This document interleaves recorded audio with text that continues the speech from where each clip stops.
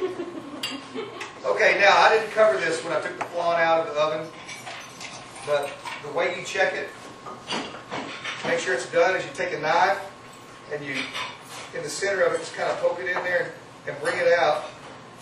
And if it ain't got nothing stuck to it, it's done. And that's got a little bit stuck to it, but, and that's how you check it, just like that.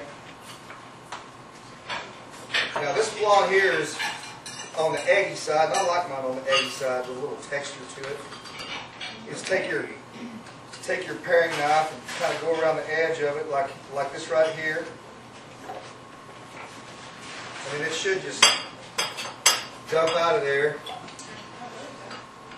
Well, idealistically in the center of the plate. It's fine. That's where it's going to be. But we'll pretend like that's in the center of the plate, and that's pretty simple. It's pretty good too. So they will be passing your flan out shortly. It slides around, so you can put it in the center plate. Well, I mean, you say that, but I mean, I thought that too. But this here is where it's at. I'll just have to eat that.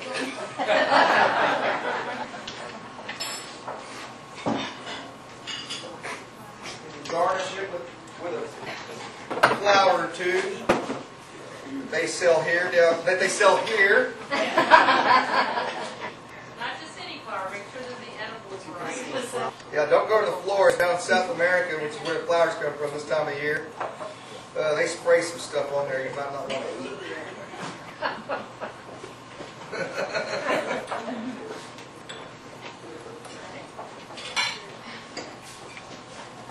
That's all the bullshit I got tonight.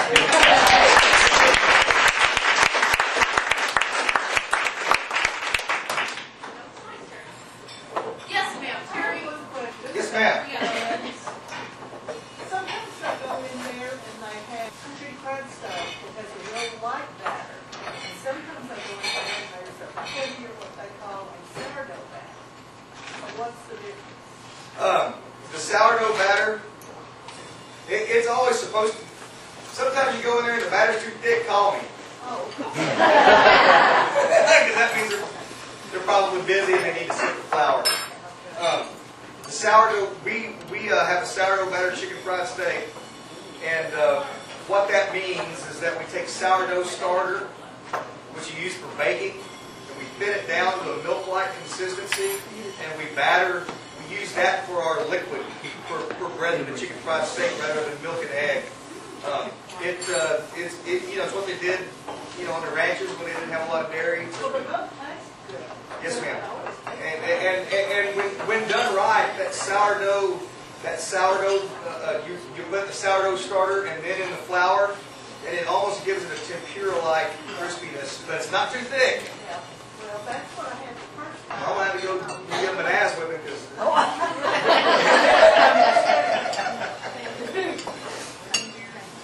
But, it was good.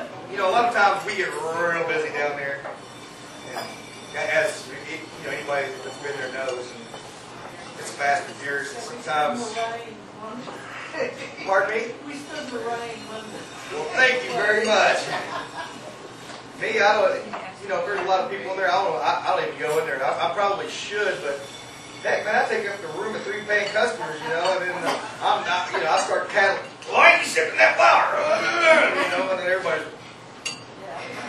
So I just kind of try to stay back. And yes, sir. For those of us who haven't been yet, where is it located? Like, if I haven't been there yet.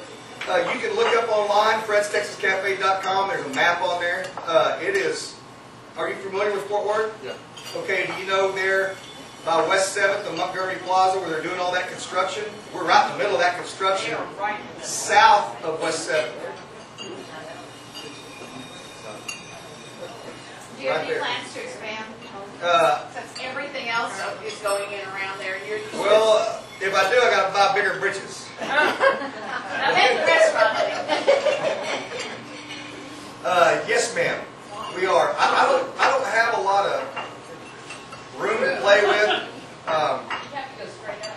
I have been into your bathroom before. There is not a lot of room. Well, those bathrooms. It used to be a really tiny closet. I don't know. That's like a gas station, you know. But it's all I got. So we do have some plans. That patio area out there, we're going to partially enclose that. We're going to build a brand new kitchen out there, and we're going to build brand new bathrooms out there. A brand new restaurant right beside Fred's. Okay, with a brand new modern kitchen, bathrooms that you can that women will go, oh, I'll be here. Well, at least then you can turn around. You know, right now women go there and they're like, my God. But you know, Honey, we just hold it. but you know, it's an old building. It's been there. It's burned been. down twice, haven't you? I mean, We you're burned. a survivor. You're a survivor. Yeah, we've caught on fire several times. Only a couple of times where we had to shut down. A couple of times where nobody even noticed. And we just got her put it. Don't pull that fire extinguisher. Where's the bag of salt? Let's go make a big mess. Let's just put the fire out. Yeah, I've put plenty of fires out with bags of salt. You know, without having to pull that fire system and turning the gas off and running all the customers off. Then everybody's out there having a good time. Where's that bag of salt? So, Terry, are you tweeting and twitting now? Or No, I think I email and I have a blog well, see, no, I think that I do not run because I don't have the wherewithal to do that. But this talented young man over here on the camera runs it for me, and this is Brian Sharp. don't you think he should? He's my he should do it luchador. from the 4-6 ranch, he should do regular. Yeah, he tells me that every day. People would be. Because they didn't run for your next. What are you doing now? We're setting that up. But it's hard. It's hard when he's hip high in cows and cowboys and beans and corn. You know, it's. I can see him not wanting to I want to reach. take pictures. You know, I gotta get somebody. I gotta find somebody else to do that. You You just know. need a chuck wagon A lot can. of girls can go. Yeah. Yes, ma'am. No, ma'am. Women are not allowed. Sure.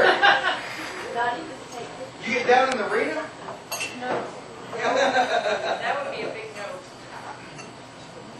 You need to know about the Tom Butler Memorial Bronc Riding in Post every year.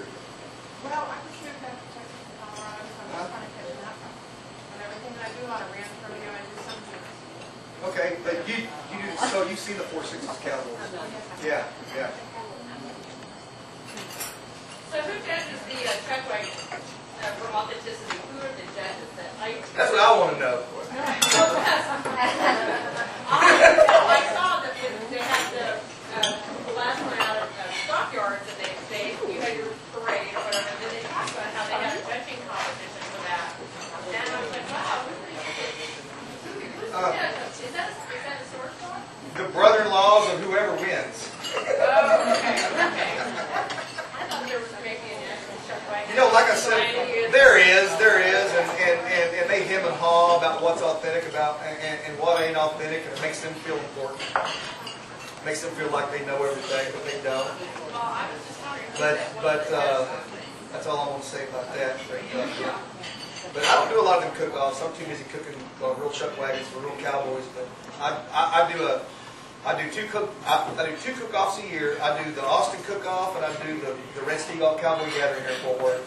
And the Red Steagall Cowboy Gathering, for y'all that ain't familiar with it, is the third weekend of every October.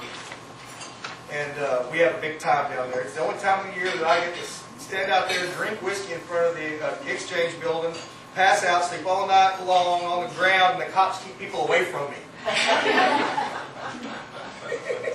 So I'm taking full advantage of it.